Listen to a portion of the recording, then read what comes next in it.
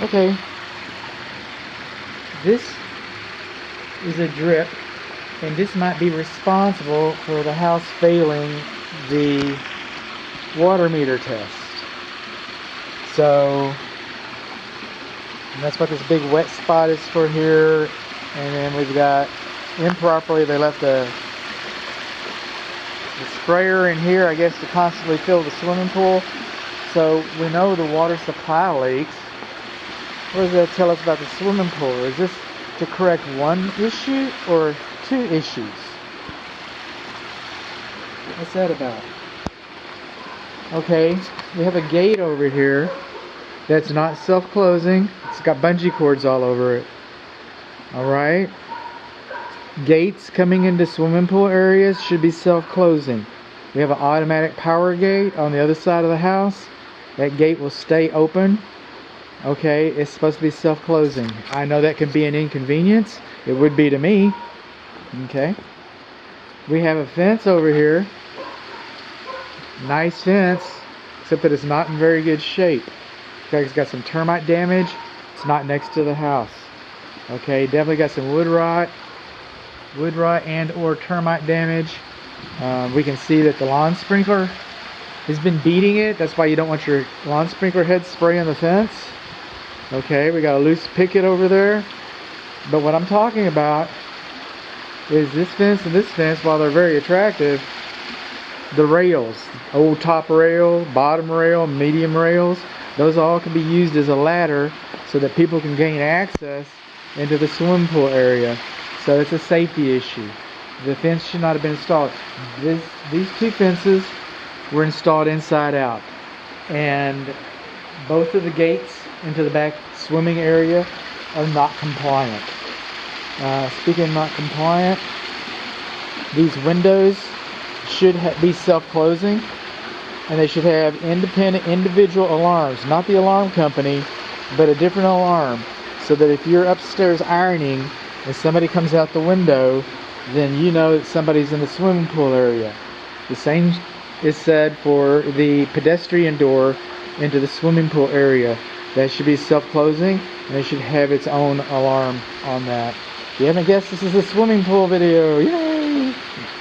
Okay, we come along here.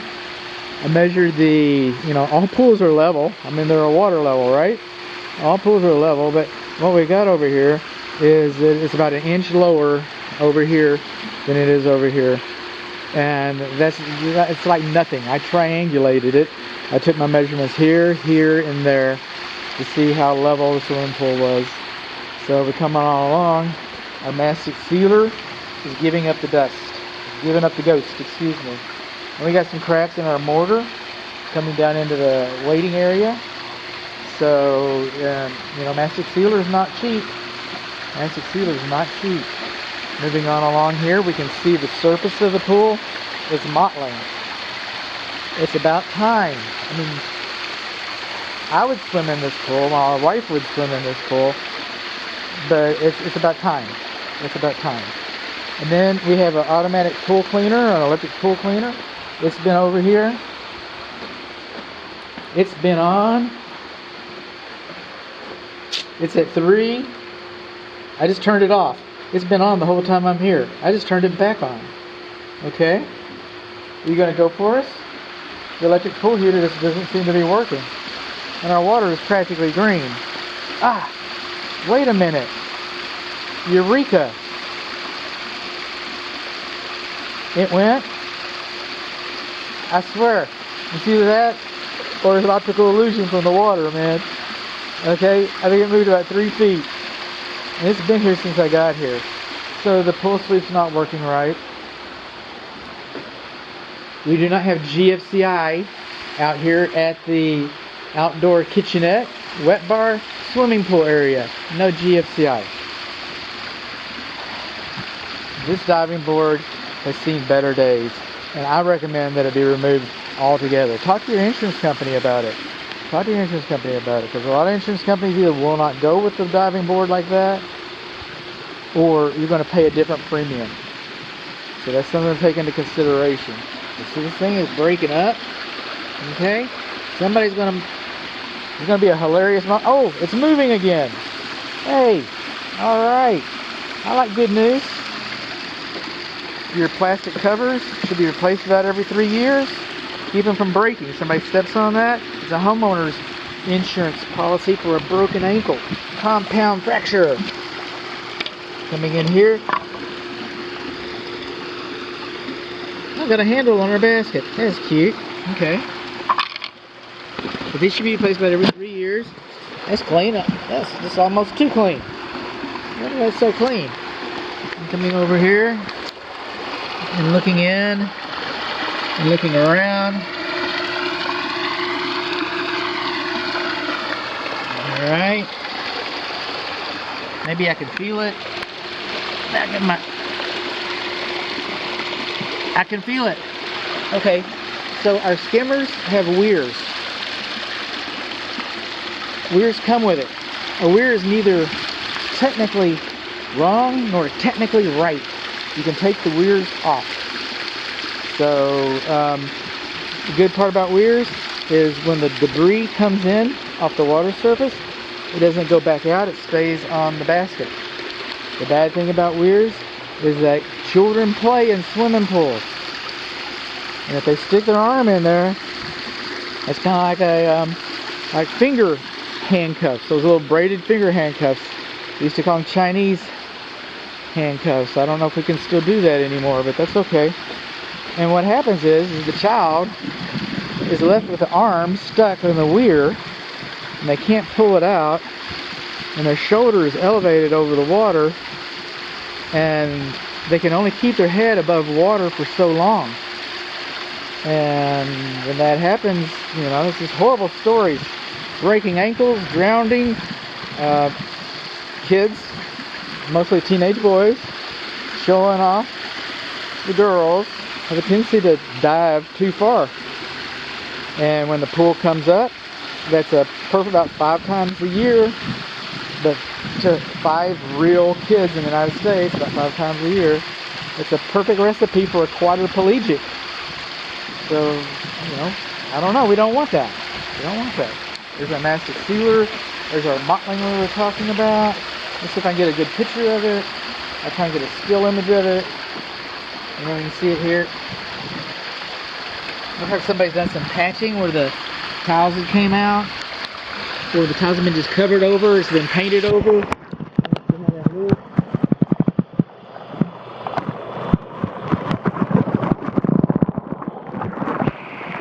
They tell me this camera's waterproof, so we'll find out.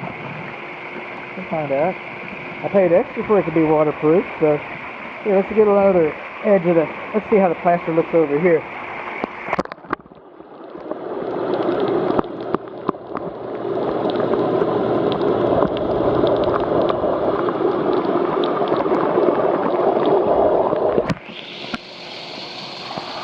Who knows, it might be a trap. We got a lot of petrified wood around here. Just an amazing amount of petrified wood. So I'm just going to leave that comment there like that. You can do your own research. You see air bubbles coming in like that? That's from the suction side of your pump equipment.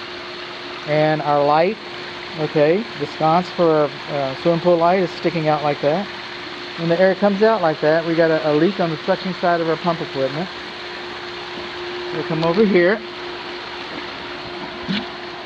This one's clogged. Why is this one clogged and the other one not?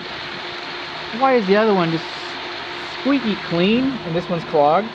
Well, one reason could be that the wind has been coming out of the east. I don't remember it coming out of the east, but the wind's coming out of the east and blows the trash over and it collects over here in this corner. Or that skimmer's not working like it should, and I've got air bubbles on the suction side. So it could be, you know, any one of a number of things. And that's just something to take into consideration. I mean, what can I tell from a swimming pool inspection is not much. I can see the symptoms. I can see what's going on. And we like to look at the back See if there's any leaks coming out of here. This would be on the pressure side. That would not be related to the bubbles. But we want to make sure, inquiring minds want to know. Speaking of making sure, the lawn sprinkler system, the zones, the stations are not labeled. I turned station zone 1 on and it did not activate, would not respond to the control timer, and I do not see a freeze sensor for it. Now over here we have our swimming pool equipment. And there we go. And there's our electric meter. There's our furnace. What we're going to do is our data plate is missing, and we're going to put it into service, and that way I can control everything at once, and for the time being you can hear me. This GFCI does not work. It does not trip. It does not have a bubble cover, and it does not trip. Okay, our piping is not labeled. Okay, none of our piping is labeled. We got an inline chlorinator. Perfect time for another horrible story. Okay, inline chlorinator to keep our water clean. Sometimes when those systems don't work very well, we float chlorinators in our pool. When the chlorinator goes into the pool, the floating chlorinator, people leave the pool. If you want to put people in the pool, you take the chlorinator out of the pool. Children like to play with things. They throw them to each other. It's a flying saucer, catch it. And how do they catch it? They're in the water. They have to hold their hands over their head. And when they catch the chlorinator that they're holding over their head, that's full of chlorine. And it drains onto their faces and their eyes. Horrible, horrible stories. I'm sorry. I'm sorry. This gate should be self-closing in my opinion. We should have a service light over this equipment in case you have some kind of a failure, in my opinion. Neither one of those are required. What is required is service access. We should be able to get, okay, I shouldn't have to do Circus Olay to get over here to the meter box.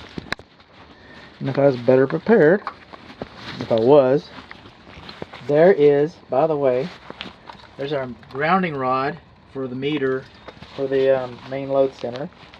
And we're going to back up a little bit. So this is the second panel, which should be sealed on 3 sides. Meter should be sealed on 3 sides. Okay, we come in here. This should be labeled. Not printed like that, but labeled. And we're going to come over here. We're going to open this little bad boy up.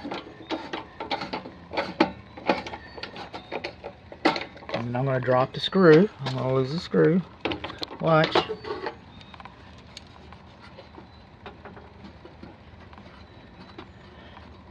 Come on. You can do it.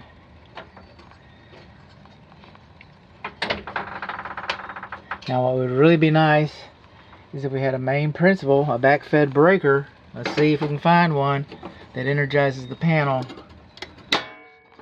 so you can turn everything off at once in case of an emergency. Oh, doesn't look like we got that. Okay, well, it wasn't labeled anyway. So we got our neutrals. Where's our grounds? Grounds on the box is separated. That's actually laced up pretty good. That's actually fine. I mean, we don't have a main, but look at that. Okay. I've seen a lot worse. Okay, it needs to be printed. Needs more working space. You know, I'm not a skinny man, but most electricians make more money than I do, and they eat better than I do, and they're fatter than I am, so there's that. Okay. And then the pool techs, you know, they're skinny little college kids and stuff. They scroll around and forget to do stuff. So, coming on along here is our diatomaceous earth filter. We've got 2 pumps. We got our inline chlorinator. We got automatic valves over here. We've got our, what I'm missing. Okay. This is also a water purifier, electronic water purifier. But you know what I'm missing? The valves are not labeled. I get that. And this ground is not hooked up to this pump. So if this gets energized, it can, you know, electrocute you. those kinds of things. I mean, coming on along. Our weather sensors are just hanging willy-nilly. Are you bonded? Barely. Okay. Then we have our pool heater, and our pool heater is full of debris and rust. Okay. And the nearest I can tell, reading this, our pool heater, and how long do they last? About the long as a regular heater, and it's 21 years old. So it's exceeded its economic life. I'm going to come along here and kind of put you up for a little bit. Oh, we can leave you open. I'll put you up before I leave. And this pipe coming into the pool heater should have a sediment trap on it, and it does not have a sediment trap. Okay, and we do not have a bubble machine. We do not have an aerator. We do not have a blower. Because we have a spa, and we got a fountain in the middle of it, and we're going to turn the heater on and see if it comes on. I will be pleasantly surprised to learn that, but we're going to learn that. But as far as the bubbles that come up from, if you're thinking that you're getting a jacuzzi hot tub or whatever, I'm not seeing, there's no blower motor, and the stations are not labeled. Let's turn this thing back on here a little bit. Let's just try, a little bit at a time. Let's say pool light and spa light. Okay, we want our pool lights and our spa lights on. One pool light, that's good. Spa light on is good. Lights are good. Now that one's a loose. The lights are good. They're not GFCI protected though, but we have those. We'll just leave those on for a moment. We'll come back over here and we'll play with some more stuff. I have the heater set, and everybody's got it set on super hot. I did not touch the temperature, but it was off. I turned it on to spa. It's a smaller area. We'll come over here and see if it blows us up. But we're going to do run pump, waterfall. Okay. Let's just try this. Air blower. No air blower. And look at you. A little carpenter ant. Right there. This is not a big surprise.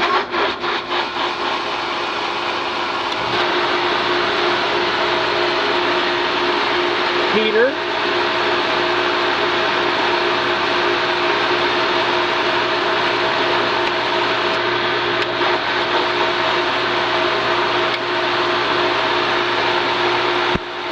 Let's turn everything on we can.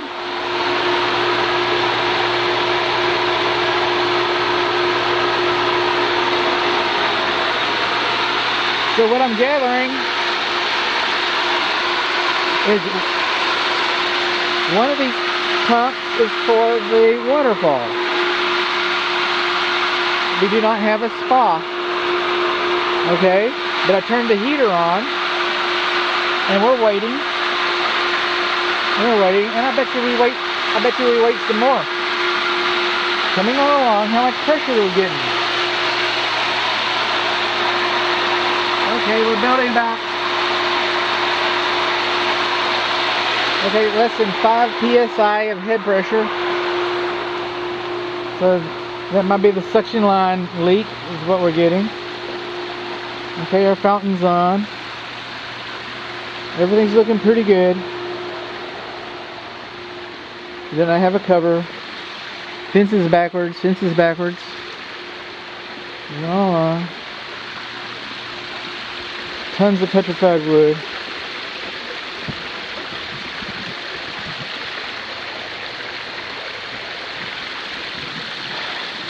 These 4 drains, depending on how they are plumbed, but they were perfectly fine when this was built back in 2002, which I suspect. In 2002, that was probably fine. And again, if they're plumbed crossways, they're still kind of tight. The drains are too close. I'll just leave it at that. I am glad to find this little guy over here. He's just a rocking now. So I feel like I did something, like I fixed something. Okay.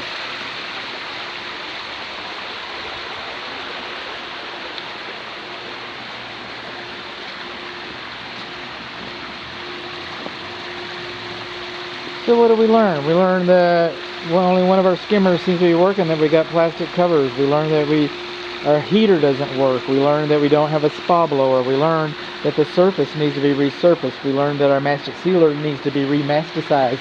We learned that our skimmers need new covers. Did I say that already? We learned that I would like to see a service light.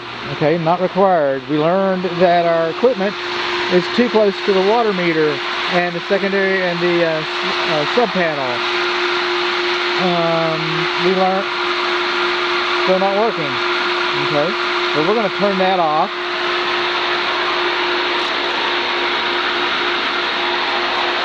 And then